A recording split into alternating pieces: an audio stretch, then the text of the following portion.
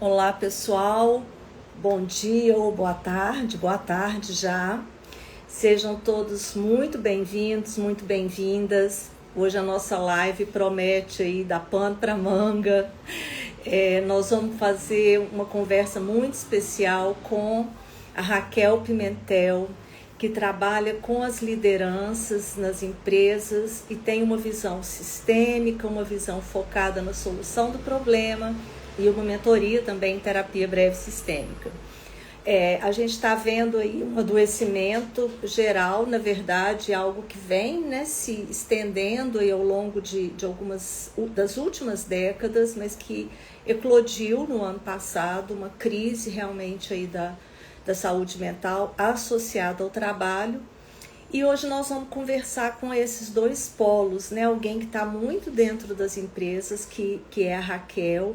Eu que estou muito no consultório, recebendo muitas lideranças, direções, muitas vezes de empresas e trabalhadores, como todos nós, de uma maneira em geral. Então, é um tema que a gente vai conversar sobre esse adoecimento e como que nós podemos, com o que nós temos de conhecimento da terapia breve sistêmica, auxiliar as lideranças e as pessoas que fazem a gestão, principalmente agora com a NR1, da implementação da norma, como que esse diálogo ele pode fortalecer e nos ajudar a mudar de alguma forma esse panorama. Então, as pessoas novas aqui, eu sou Tereza Eutrópio, psicóloga, fundadora da Escola Brasileira de Terapia Breve Sistêmica.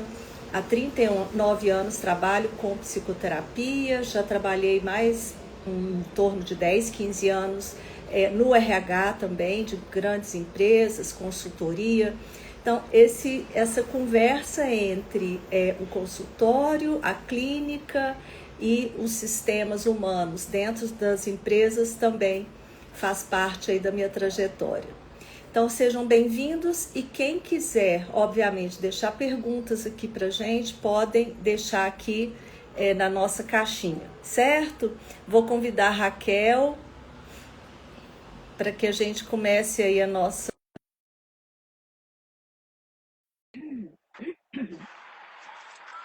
Olá, Raquel, deu certo aí? Olá, Oi, Raquel. boa tarde. Tá me ouvindo bem? Estou ouvindo bem, super bem. Seja muito Nós duas bem-vinda. combinamos sem querer. Pois é, estamos na mesma paleta. Isso mesmo. Obrigada Legal. pelo convite, Tereza. Imagina, Raquel, é um prazer tê-la aqui, para trazer, né, a sua vivência e clarear tantas coisas para a gente e botar mais confusão às vezes também, né? Que isso faz parte, né? Sim, Das indagações. Raquel, isso, faz uma apresentação sua, né? Fala um pouco aí da sua trajetória, da forma que você achar melhor. sim. Eu venho da área de exatas, eu sou contadora com pós em administração. É, a Adriana está falando que seu som está um pouquinho abafado, É Tereza. porque eu tô de fones. Ah, melhorou. Melhorou? Melhorou bastante. Ah, Pelo menos legal. para mim. Adriana, conta para nós se melhorou para você também. E seja bem-vinda. É, eu venho da área de exatas, então eu sou contadora de formação com pós em administração e venho fazendo uma transição de carreira há algum tempo para a área de humanas, foi onde eu te encontrei, né?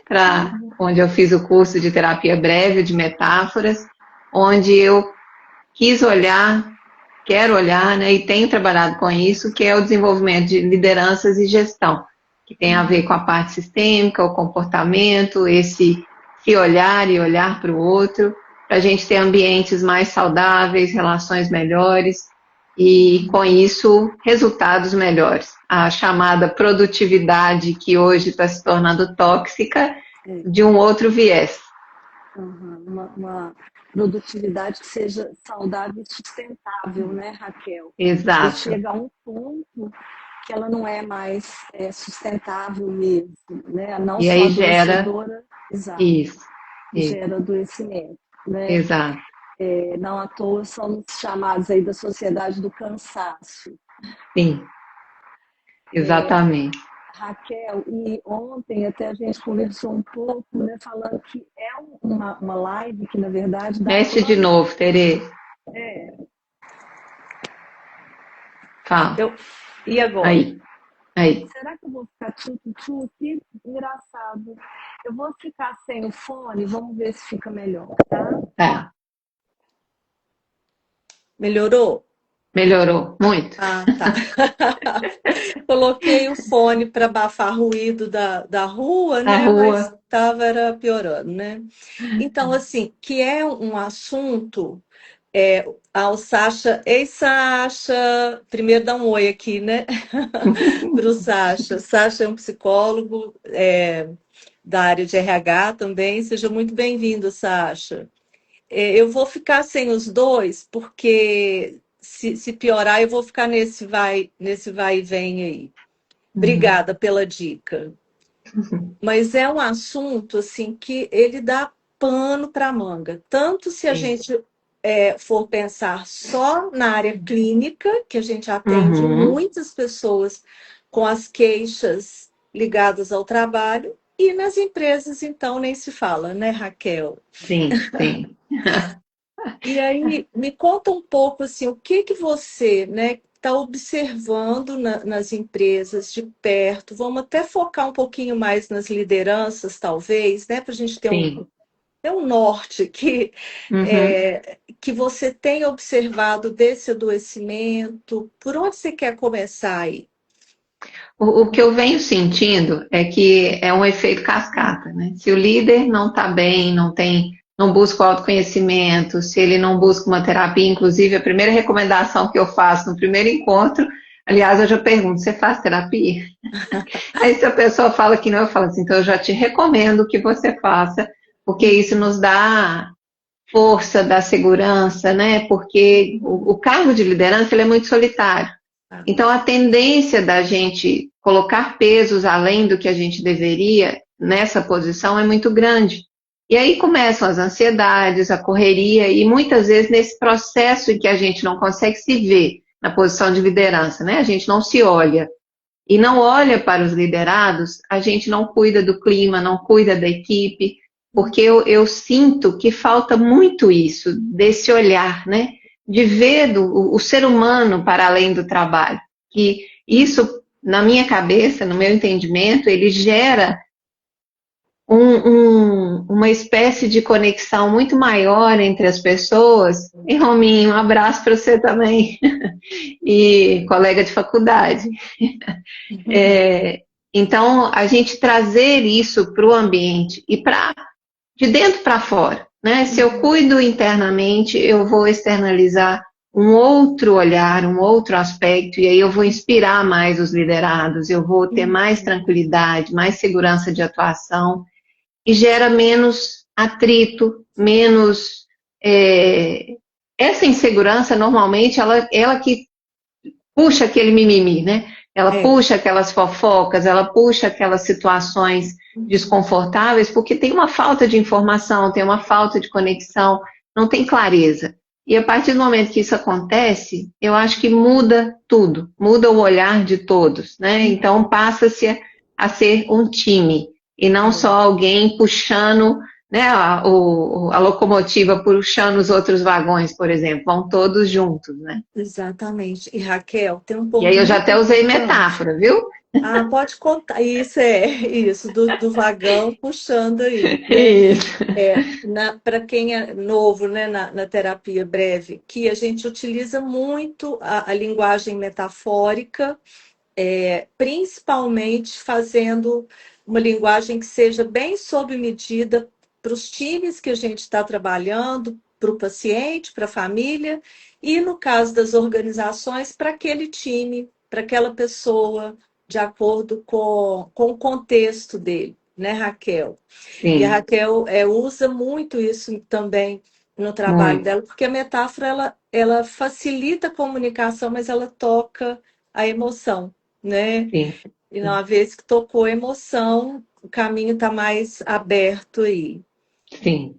E Raquel, a gente tem uma das perguntas que surgiu ontem, né? Assim, o que que é o burnout? Achei até interessante, porque Sim. fala-se muito, eu posso dar até o meu testemunho aqui, que eu estou começando a sair, né, de 3 anos aí, intenso, que eu posso chamar de burnout ou exaustão, mas que a gente Uhum. precisa diferenciar, porque o burnout ele está muito realmente relacionado ao trabalho.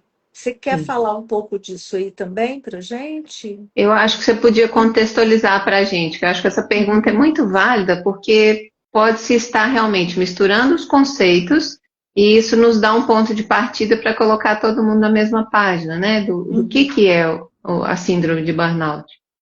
Então, assim, eu vou falar de uma forma muito resumida, né? Nem vou falar da síndrome toda, mas é exatamente esse esgotamento, esse adoecimento em função do Uhum. trabalho, mas que tem uma questão muito significativa, que é quando tem uma gota d'água e aquela gota d'água derrama o copo, né, que pode ser às vezes uma crítica do chefe ou até o contrário, né, o funcionário ou Uhum. colaborador fala uma coisa e o chefe, por exemplo, desencadeia uma crise de pânico, ou às vezes uma crise também de Sim. choro, e que fica desproporcional ali, eu diria assim, que é o grande é, é, é o apito aí de que a pessoa está nesse processo. Até Sim. interessante que tem uma outra pergunta que falaram sobre personalidades, e tem personalidades que vão ser mais predispostas aí ao burnout, porque tem autoexigência, tem um Uhum. perfeccionismo, uma necessidade grande da entrega, uma crença pessoal de que eu vou dar conta, Sim. ou uma crença de que eu não posso parar agora. É importante esse trabalho, eu não posso perder essa chance, ou eu Sim. sustento a minha Sim. família com isso. Enfim, a pessoa vai puxando, puxando e vai esquentando, né? Uhum. Aquilo vai ficando quente ao ponto de que queima-se tudo mesmo. Sim. E o que é muito comum é que isso vá sendo empurrado, né? Assim, não, depois eu vejo isso, depois eu Uhum. resolvo, depois eu olho. Sim. Sim. Não sei se deu uma clareada aí. Sim, acho que para quem está nos acompanhando aí também.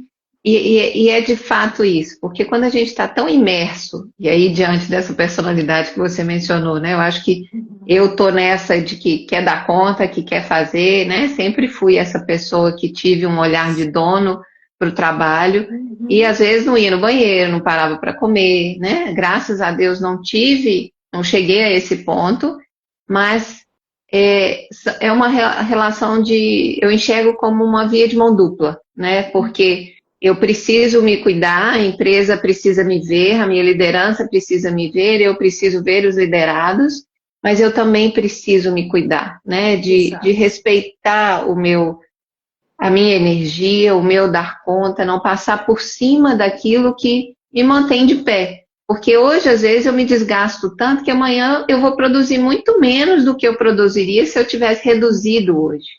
Então, eu preciso me autoconhecer para conseguir perceber os meus limites, onde que está incomodando, saber se eu preciso ir ao médico e realmente parar para ir ao médico, porque tem É. aquela coisa de eu não posso sair para ir ao médico, porque eu não posso me ausentar nenhuma hora do trabalho. Uhum. E isso não só as lideranças, todo esse tipo de personalidade tem esse tom mais aflorado, né? Uhum. E se a gente for olhar a criação, né, a minha criação profissional, ela, ela era, ela foi assim, né? Eu não podia parar, era estranho. O Rafa tá brincando aí do pipi break, mas é porque a gente falou sobre isso, a gente conversando, né, sobre essas ações de cuidado da saúde mental. Uhum. Eu não parava para o intervalo, né? E às vezes a minha equipe falava assim comigo: você não vai lanchar? Você não Uhum. vai, né? Vamos lá embaixo, tem bolo, vamos lá comer com a gente. E às vezes eu achava que eu não podia. Então, além de ter a parte da personalidade, eu acho que tem muito dessas crenças que a gente tem de como a gente foi educado profissionalmente. E hoje vem uma educação muito diferente. As pessoas conseguem, né, perceber os limites, e aí eu acho que está no oposto completo, mas a gente precisa realmente saber, porque se existe na própria legislação os intervalos de descanso, o horário de almoço, é porque são necessários e a gente precisa preservar isso. Exato. E antes, né, assim, o Sacha colocou uma pergunta que a gente vai falar dela, tá, Sacha? Ótimo você ter colocado. Verdade, Há algumas 2 décadas, vamos colocar assim, né, ainda era muito também glamouroso, né, o quanto se trabalha. verdade. Eu lembro de um livro clássico do Ricardo Semler, né, que era Virando a Própria Mesa. Ele é muito antigo, você não vai conhecer, Raquel. Eu já ouvi Mas, falar. mas que ele já lá na década de 90 trabalhava com esse conceito dos executivos, deles virarem a própria mesa e de saírem desse papel de glamour da grande Uhum, produtividade. sim. E pegando um gancho com o que o Sacha está trazendo aqui, as redes sociais tiveram realmente um impacto muito forte para esse esgotamento, para acelerar esse esgotamento, que, falando agora em termos clínicos, eu vejo em praticamente todos os meus clientes, praticamente todas as pessoas que eu atendo, hoje eu só atendo adultos, mas uma das propostas para a saúde mental é diminuir o uso do celular, Uhum, né? Diminuir tem um nome para isso que eu esqueci, que é o de passar o dedo constantemente, ou uhum, responder o WhatsApp logo de manhã, né? Então, estou lembrando de um executivo que com crise de ansiedade, mas a primeiríssima tarefa que nós estabelecemos foi, antes de pegar o celular para ver o WhatsApp da empresa, você vai levantar, fazer o seu pipi break, vai fazer seu xixi, escovar os seus dentes, ou tomar o café primeiro, escovar os dentes depois. Às tantas horas você vai pegar o celular para olhar, porque sim, nada vai acontecer se você fizer isso antes, que vão sim. gastar no máximo 15 a 30 minutos. Exatamente, porque as redes aí elas geram essa urgência, esse imediatismo que a gente tem. Sim. Nossa, se eu não responder agora, o mundo vai acabar. E vira um trabalho paralelo. Além de gera ansiedade, toma um tempo enorme, porque muitas vezes eu falei isso semana passada com os meus, há poucos dias com meus clientes, porque esse vício da mensagem, eu mando uma mensagem, só que você não vê na hora. Daí uma hora Exato. você me responde. Aí depois você responde, aí você fica o dia inteiro, às vezes, falando do mesmo assunto, coisa que se você pegasse o telefone e ligasse, né? Gás. Você gastaria, às vezes, 5 minutos para resolver uma questão e Uhum. resolveria. E a mensagem, ela não pode se tornar algo urgente, porque você não vai estar de plantão ali no WhatsApp, né? Não tem como. Uhum. Então, Uhum. se é uma urgência, a gente retomar aquele hábito das ligações que foi perdido, porque ele torna o processo mais ágil, porque você tem início, meio e fim numa ligação, você conclui o que Uhum. você precisa, Sim, tem verdade. clareza do processo, porque a minha escrita, você não vai interpretar do jeito que eu escrevo, então isso já gera uma outra ansiedade, e ainda vem as outras questões das redes sociais, que são as comparações, né? Porque muitas vezes eu quero estar igual ou tendo o resultado que a outra pessoa está demonstrando na internet, não estou fazendo o que ela está, eu não sei o que ela está vivendo ali nos bastidores, né? E Exato. isso, às vezes, a gente cria essa fantasia de que é possível chegar no resultado do outro, mas eu não estou dando os passos do outro, eu não sei o que ele efetivamente está fazendo, como ninguém sabe o que a gente está fazendo, né? Exato. Quanto espinho se tem ou não nesse percurso. Exatamente, Raquel. E esse esgotamento, ele vem muito, Sacha, exatamente disso que a Raquel até falou, é um trabalho paralelo. E quando eu falei aí do meu esgotamento, né, que eu porque eram vários trabalhos na época, além do trabalho como psicóloga, o apoio à minha mãe, que estava doente, e que implicava em trabalho. Como, por exemplo, só um minutinho, gente, começou a chover que eu tenho que fechar a janela, tá? Tá Peraí. bom. Isso é vida real, né?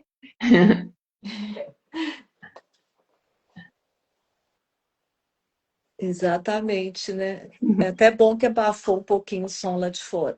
Então, assim, eram várias tarefas, além das pessoais e tudo, de coordenar uma parte que me cabia na família, né? Assim, eu e minhas irmãs.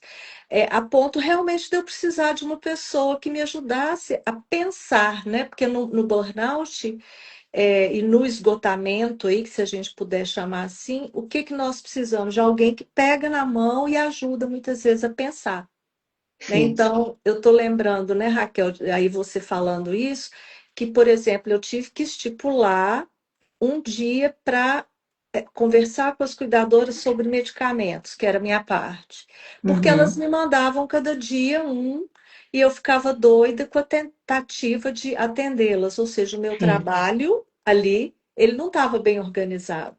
Uhum, E aí, esse é um ponto que eu quero trazer até para os psicólogos pensarem também sobre sistemas, sim. contexto.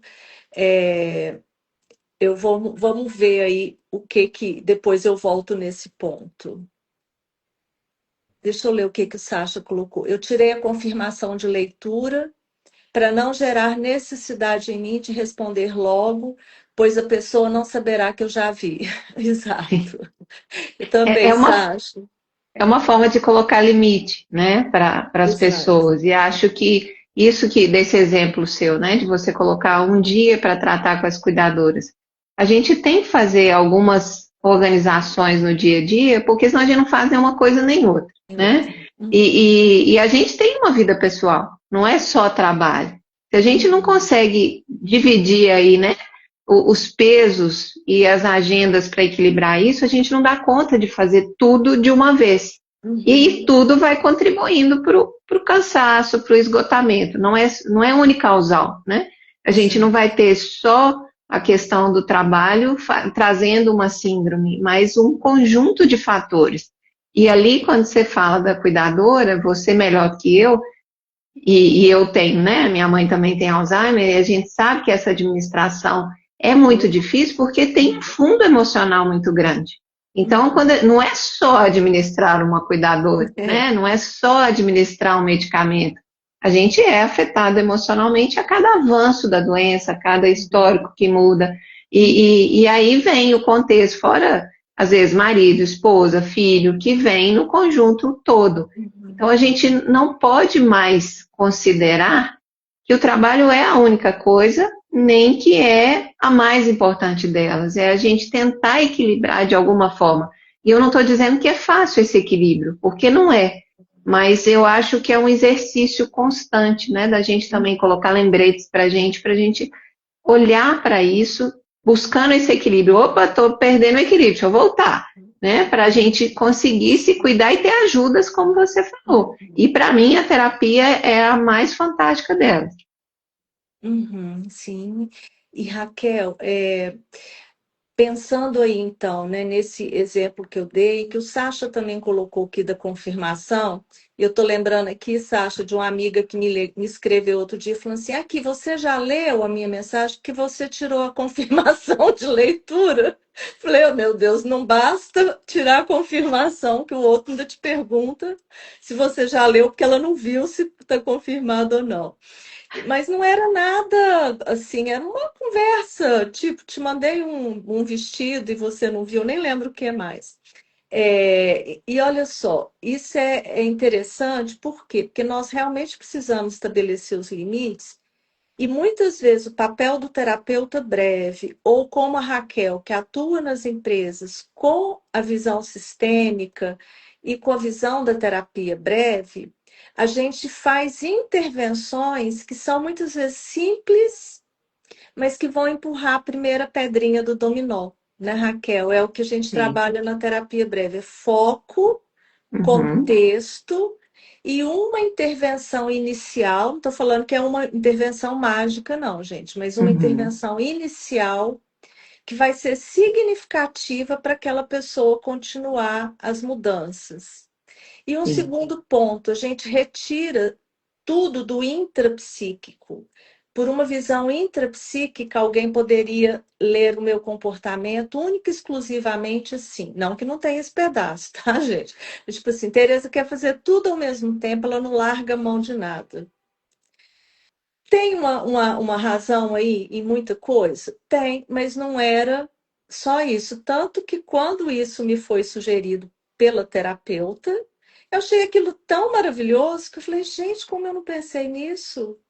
E mudou muita coisa na minha rotina e indiretamente ela trabalhou o quê? Vamos estabelecer limites, Uhum. né, Raquel? Então, Sim, isso você também trabalha com as lideranças, esse equilíbrio sim. entre a vida pessoal e o trabalho. Sim, e só antes de comentar isso, a Adriana colocou que ela faz o oposto do Sacha. E é isso, é a gente achar o que que funciona melhor para a gente que vai gerar menos essa sensação de Uhum, ansiedade, né?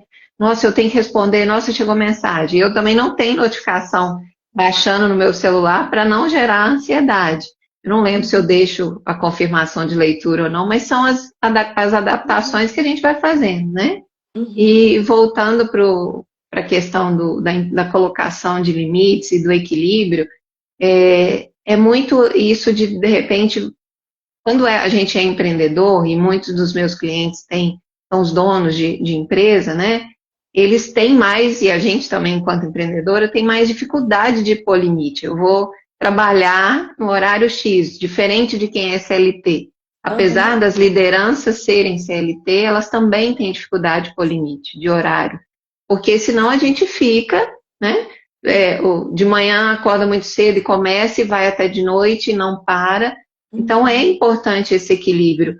E o desgaste, né, a sensação deles, às vezes, de se sentirem muito perdidos, que não sabe o que atende primeiro, não sabe uhum. como organizar o pensamento, por isso que eu trago a questão da organização, porque ela traz isso para ajudar a colocar limite nas coisas. Porque o dizer não, né, e a gente tem até uma pergunta aí Isso, sobre o dizer não. Dizer não não é fácil. Tem gente que tem muita facilidade de dizer não, mas tem outras pessoas que têm uma dificuldade enorme. Eu, por exemplo, já tive muita dificuldade. E às vezes o dizer não, ele não precisa ser um não cru, né, e direto. Ele pode ser uma negociação do tipo, eu posso te entregar isso amanhã? Ou então fazer perguntas, você precisa disso para que dia, para que hora? Porque aí, à medida que você vai estabelecendo prazos e combinados, você vai organizando esses limites, essa agenda e consegue driblar. Então, por exemplo, você precisa ir no médico, mas eu não posso me afastar. Tem que ter como se afastar. Tem que ter alguém que vai te dar uhum, cobertura na sim, sua ausência, né? Precisa ser uma relação de confiança da uhum, equipe com a gestão, da gestão com a equipe, para que uhum, no momento de ausência, porque vai acontecer, a gente tem que fazer uhum, exames, tem que acompanhar os indicadores, né? Tem toda uma questão, ou levar um filho no médico, uhum, uhum. ou uma reunião da escola, porque isso acontece no horário comercial, né? Então a Exato. gente tem que saber que isso vai acontecer e estar preparado para isso sem sofrimento, que foi exatamente o termo que você usou. Nada vai acontecer que não seja possível resolver pelo fato de você não abrir uma mensagem do WhatsApp ou Uhum, de não levar um filho no médico, porque o filho também precisa de atenção ou na escola, né? Então é realmente encontrar a melhor forma de dividir e de se equilibrar isso. Como eu disse, não é fácil, tem que ser um uhum. exercício, tem que haver uma boa vontade e uma certa disciplina, né, para que Sim. isso consiga fluir. E aí, Raquel, tem uma palavra de ordem, né? Se a gente for juntar aí, a gente está falando já do adoecimento e também do não adoecimento.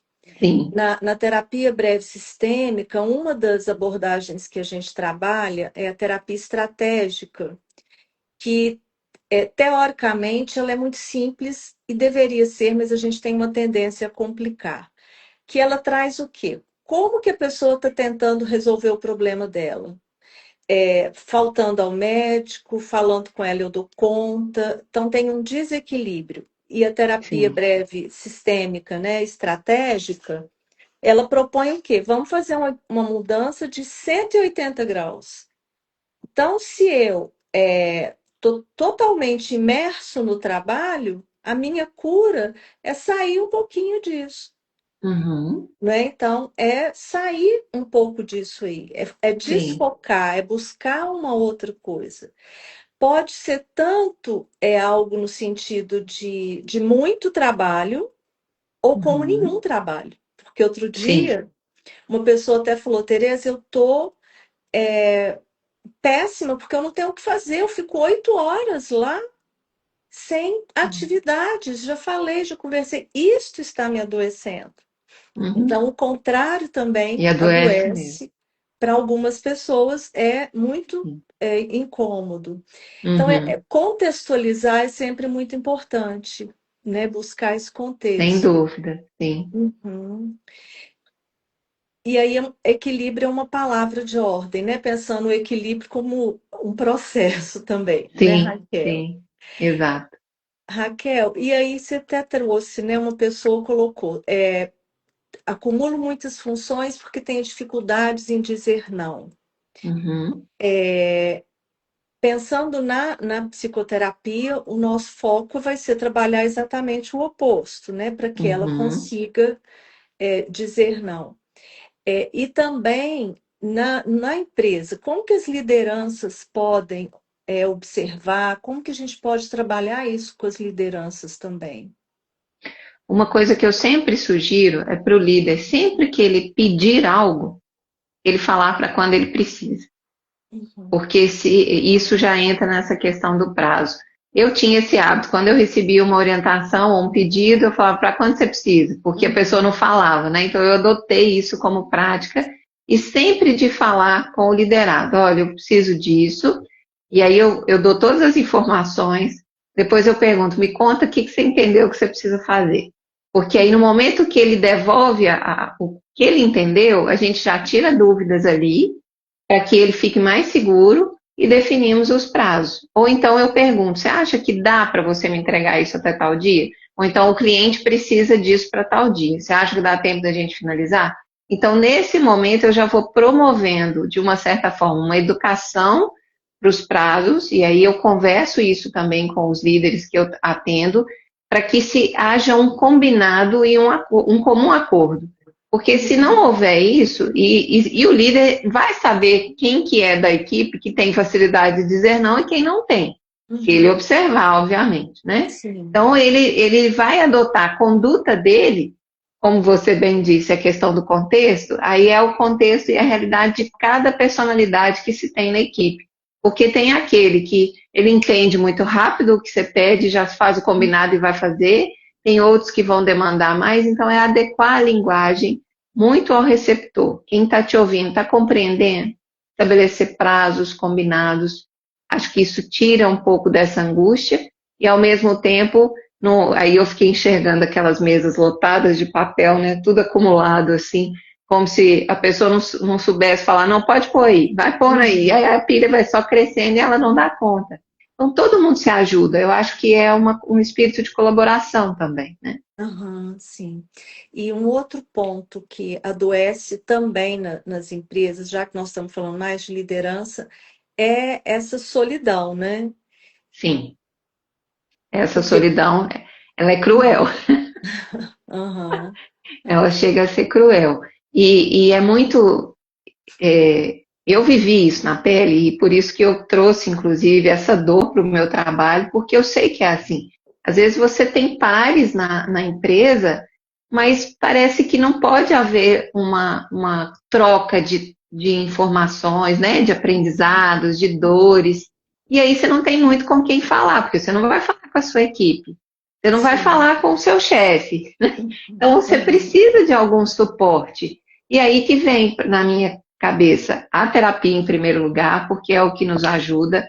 É você estar muito com a terapia, você adquirindo segurança, né? Melhorando sua autoestima, autoconfiança. Porque quando eu cheguei, por exemplo, na última empresa para liderar, eu estava muito apreensiva porque era uma área que eu não tinha domínio técnico.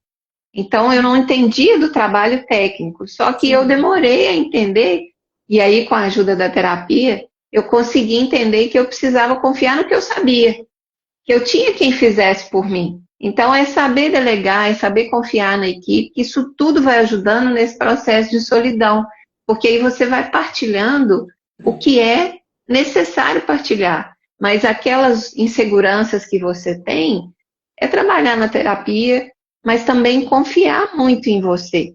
Porque se a gente não tem autoconfiança, a equipe sente a sua insegurança e fica insegura também. Uhum. É tentar encontrar. E além disso, por exemplo, as rodas de conversa que eu já promovi para líderes, é um momento de se trocar essa solidão por pessoas que partilham as mesmas dores. E ali Uhum. é possível, né? Ah, mas eu vivo isso também. Como é que você lidou com isso? Como que foi Uhum. essa situação para você?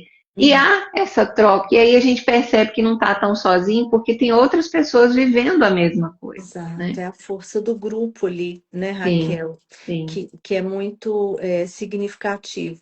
E você falando da terapia, que eu acho que é importantíssimo, mas eu sinto também uma necessidade especialmente dos profissionais de recursos humanos, os psicólogos que estão nas empresas, sim. saberem fazer essas atuações breves, pontuais. Sim, sim, verdade.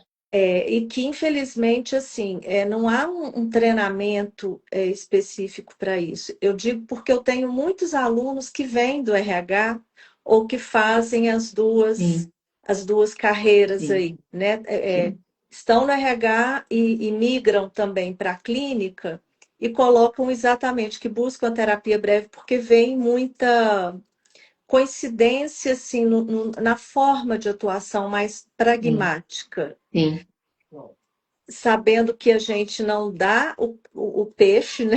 A gente trabalha com a pessoa, o processo dela buscar soluções e encontrar, sim, exatamente para que não fique naquele sofrimento longo, né? sim.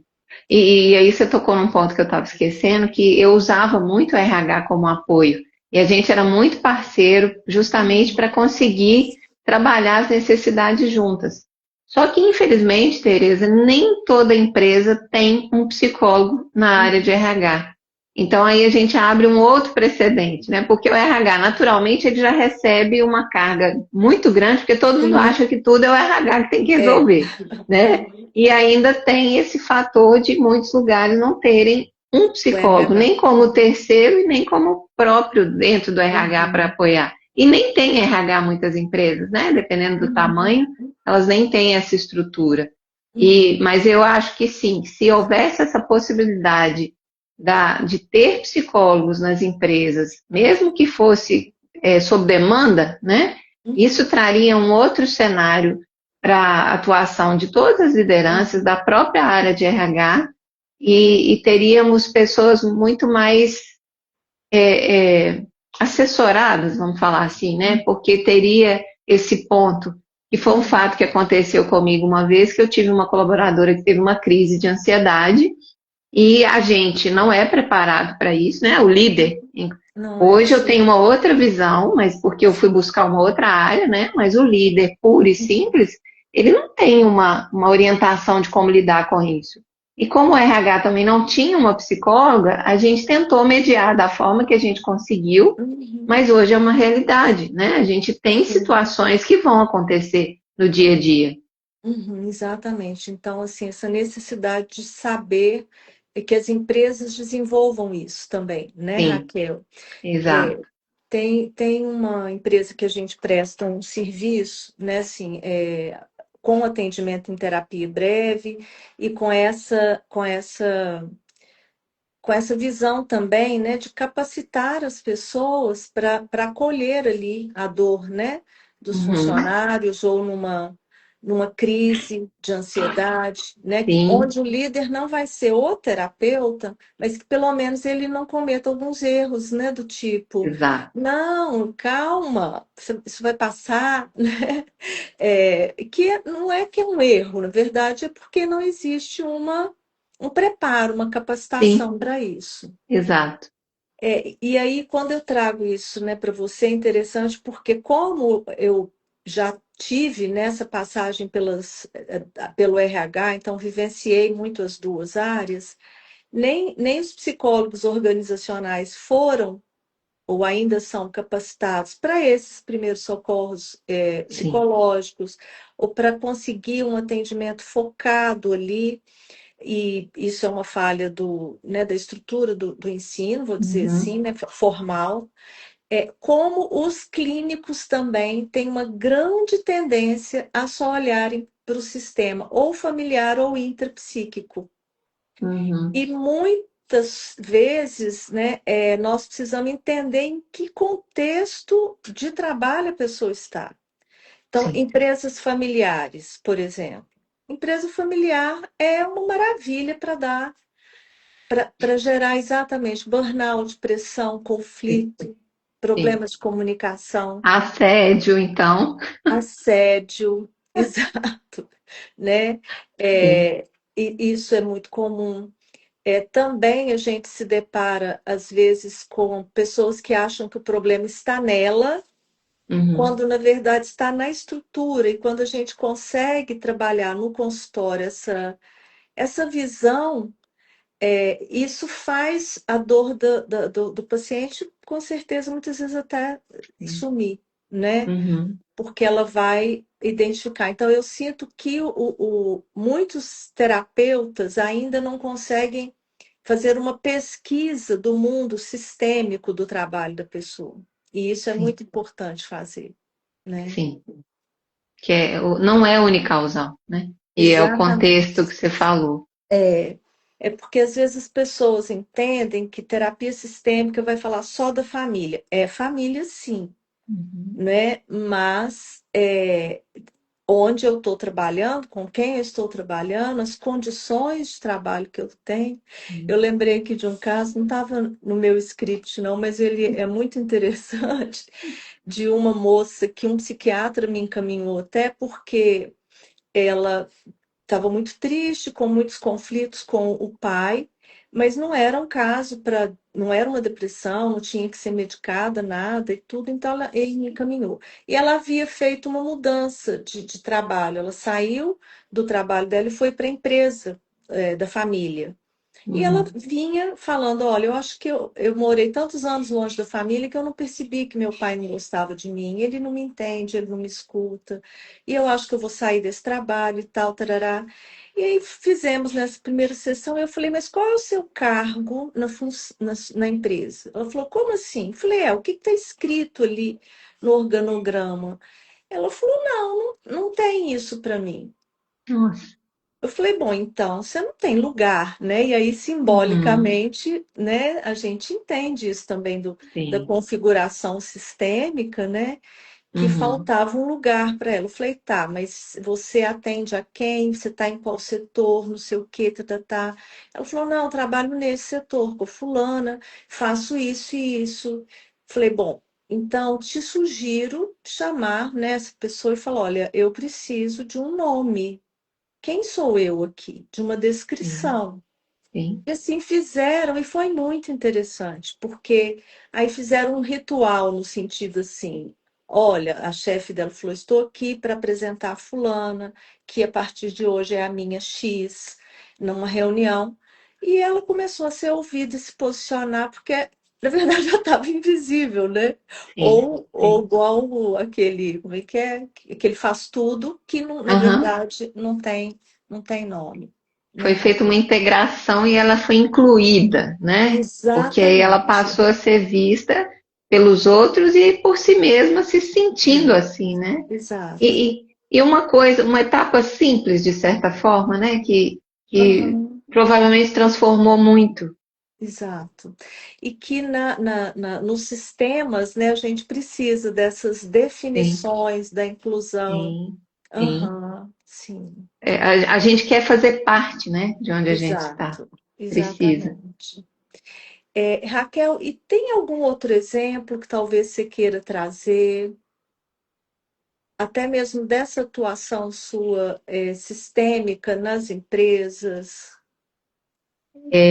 O que eu tenho percebido que falta muito, por exemplo, é a troca, né? Entre as lideranças, como eu falei. E aí o exemplo dessa sociedade que eu estou tratando, né? Que eu estou lidando com ela, muitas vezes eles não conversam. entre eles. E aí eu acho que entra nessa invisibilidade que você mencionou, né, da parte sistêmica, e aí eles não se veem, eles não conversam, e aí isso começa a gerar o achismo. Ah, mas eu acho que ele está pensando isso. E os julgamentos, né? Eu acho que ela está pensando aquilo. E quando a gente juntou e a gente fez algumas atividades, eu coloquei eles para trazerem algumas informações, né? Um exemplo foi algo que me conta uma informação para todos que estavam juntos, né? Que ninguém sabe. E aí cada um participou e houve essa boa vontade de participar, e como isso gerou um olhar diferente de uns para os outros. Nossa, mas eu não sabia isso. E muitas vezes eles traziam uma dor, algo que aconteceu e que foi doloroso para eles, e aí gerou uma empatia, gerou uma compreensão. Então isso foi aproximando essas pessoas, que é o necessário, né? Porque no, eu lembrei de uma pergunta que eu recebi numa outra rede social, que eu falei, né, que o líder precisa lidar com o sentimento, e trouxe num post até a Pamela com o recorte dela, e ele falou assim: ah, vai me dizer agora que colega de trabalho é parente. Não é isso, né? Mas a gente fica mais tempo com essas pessoas no trabalho do que em casa. Então eu preciso, no mínimo, ter um bom relacionamento e lidar bem com a pessoa, né? Ver a pessoa. Eu não preciso gostar de todo mundo que eu trabalho, mas eu preciso respeitar, eu preciso tratar bem, porque afinal de contas é um ser humano. Então, nesse momento que eu trouxe essas pessoas para essa realidade do eu sou um ser humano, tem alguém vivendo do outro lado, tem alguém que está do outro lado da mensagem, né? Então, isso traz essa aproximação e a compreensão, que precisa disso. A compreensão e o espírito de colaboração, ele tem que se manter ativo, mas depende disso, das pessoas se verem. E para mim, essa parte da visão sistêmica, da inclusão, da participação, do se sentir parte, é fundamental em todas as estruturas, né? Sim, e tem um ponto fantástico isso que você colocou, né? Como se então o líder, ao ter sentimento, ia se misturar ali, ia ser parente, né? Ou Sim, seja, os parentes dele são misturados, né? Nem todo parente precisa ser. sim, Mas é o medo, né, da exposição, como se o líder então fosse quase que um ser extraterrestre aí que não sim, tem emoção, que não tem sentimento, né? sim, E é exato. importante isso mesmo, quebrar essa crença tão antiga, né, de super-herói aí dos Sim. líderes, De que não e pode sentir, né? de que não pode sentir. Sentir é frágil, mostrar a vulnerabilidade é errado. Sim. E Raquel, eu acredito que você deva se deparar, você falando em comunicação, muito com uma das coisas que a gente estuda também na formação, que são os duplo vínculos comunicacionais, né? A comunicação com todas aquelas patologias que a gente estuda, que nós não vamos Uhum. falar aqui, mas eu acredito que você deva vivenciar muito isso, né? Quando você falou do duplo vínculo, já me veio de imediato aquela confusão que acontece, que eu não sei bem se eu estou indo no ponto certo, tá, Tereza? Você me corrige. Tá? Que é a questão de eu confundir a liderança com meu pai ou com minha mãe. E aí eu Uhum. começo a agir e a tratar com aquela liderança como se ele fosse realmente o meu pai ou a minha mãe, e eu trago os conflitos junto comigo, que eu Uhum. vivo nessa realidade em casa, né? Não sei Sim. se eu fui Sim, tem na essa linha. parte e tem Aham, e tem os duplos vínculos que às vezes as chefias fazem, é muito comum, né? Do tipo, Raquel, eu quero que você me entregue dois trabalhos, né? E daí a pouco para o dia 5, daí a pouco eu te dou mais dois para o dia 5, sim. Eu né? esqueço que Então, eu já dei dois e agora tem quatro, né? tem quatro. Ou então, tudo que você faz nunca tá bom.